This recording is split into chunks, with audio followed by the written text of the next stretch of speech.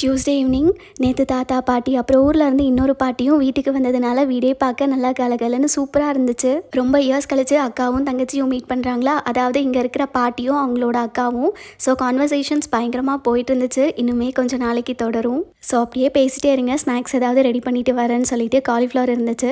So அதை வச்சு cauliflower 65 மாதிரி ரெடி பண்ணிட்டேன். அதிகமாக ஸ்நாக்ஸ்லாம் சாப்பிட மாட்டாங்க. பட் எப்போயாவது ஒன்ஸ் ரெகுலர் ஃபுட் இல்லாமல் புதுசாக ஏதாவது கொடுத்தா விரும்பி கொஞ்சமாக சாப்பிடுவாங்க. பட் இந்த காலிஃப்ளவர் மட்டும் ஃபஸ்ட்டு போட்ட பேட்சில் மசாலா பிரிஞ்சு தனியாக வந்துருச்சு. பட் செகண்ட் டைம் போடும்போது மசாலா ஒட்டி நல்லா கிறிஸ்பியாக வந்துருந்துச்சு. அப்புறம் நைட் சாப்பாட்டுக்கு பாட்டி கீரை குழம்பு செஞ்சு கொண்டு வந்துட்டாங்க. எங்கள் வீட்டில் ராகி களி மட்டும் செஞ்சோம். எப்போவுமே செய்யும்போது ரைஸ் கொஞ்சமாக மிச்சம் இருக்கும், அதை போட்டுட்டு தான் செய்வோம். பட் நேற்று சாதம் இல்லாததுனால வெறும் ராகி மாவு மட்டுமே போட்டு களி ரெடி பண்ணாங்க.